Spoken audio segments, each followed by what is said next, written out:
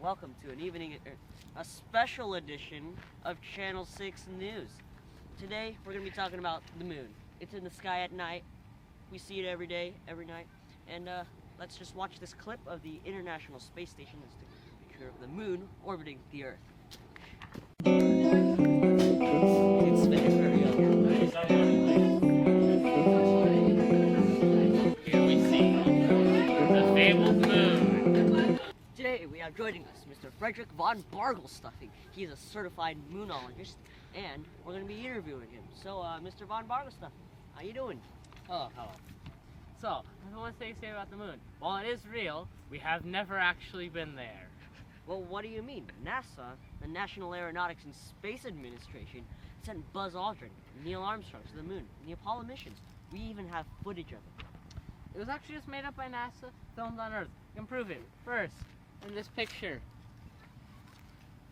Look, it looks like it's fluttering in the wind, doesn't it? Yeah, exactly. And there's no atmosphere on the moon, which means no wind. Now, you're asking, how is it fluttering then? And that is because it was filmed on Earth, and there were fans in the room they were filming it in, which made it ripple. What do you have to say about that? Well, actually, if you look very carefully at the picture, show the picture to the camera here. You can see at the top of the flag, there's a rod holding up the flag. And that rod is what keeps it upright.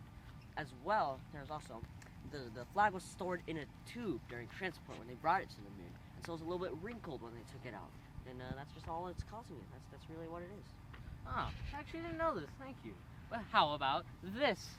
In this picture, again, you cannot see any stars in it. Why is the sky completely dark in space? Oh, that's an easy count. All the landings took place in a lunar daytime. You know, that's what the lunar daytime when the sun was shining. And so the sun, it outshone the stars as well as the reflection off the moon's surface. And so it was so bright, then the background just got, cameras actually do that. They turn a well-lit background black if the foreground object is brightly lit. In this case, it was the reflective surface of the moon. Oh yeah, all the astronauts interviewed post-landing press conferences said that they couldn't see stars either. It can't be a coincidence. Well, actually, the astronauts were talking about seeing stars with their naked eye. During the lunar daytime. They actually saw many stars during the lunar nighttime. That is on the dark side of the moon, of course. And they also saw it when they were about to land and setting up the image points, and they saw lots of stars. That's what I'm saying. Also, here we have a photograph of the International Space Station.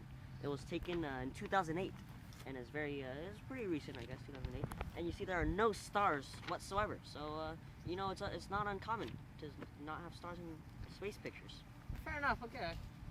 There's one sure to niddle your noodle. You get what I'm saying? Look, in this picture, it looks like there's a huge spotlight on Buzz Aldrin. And that means they filmed it in the studio with spotlights. Okay, well, let me see this picture. So, first of all, this is a very famous picture of the moon, but it is actually not the original. This is the original. As you can see, the contrast on the famous one is much higher, and so you can see it looks like a spotlight. But here, you really don't see the effect. It was also because the sunlight was reflecting off his suit, and that's what caused it to appear to be a spotlight. Okay. Final theory: this one's sure to get you. There's nothing to deny it.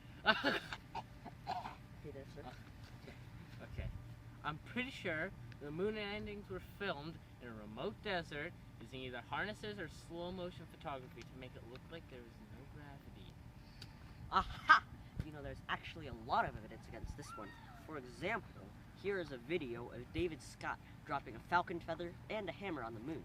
Let's watch it. Jim, we copied both solar wind and penetrometer drum in the ETB. Not quite yet. I haven't put the solar wind in yet, but I will shortly. I want to watch this. Joe, you have a good picture there. I've got beautiful picture, Dave. Well, in my left hand I have a feather. In my right hand a hammer. And I guess one of the reasons we got here today was because of a gentleman named Galileo a long time ago who made a rather significant discovery about falling objects in gravity fields. And we thought that where would be a better place to confirm his findings than on the moon. And so we thought we'd try it here for you. The feather happens to be appropriately a falcon feather for our falcon. And I'll drop the two of them here, and hopefully they'll hit the ground at the same time. How about that? Which proves that Mr. Galileo was correct in his findings. Oh, zowie! They both landed on the ground at the same time. That means that they really were in a vacuum. This, with no errors, this meant Galileo's theories must be true. Mass does not have an effect on the speed of an object dropped. And that must also mean they weren't in a desert. Wow! Well, I'm glad you finally came to your senses, Mr. Barglestuffing. That's it, folks. Thank you for joining us on the special edition of Channel 6 News. I'm your host. And we'll see you later.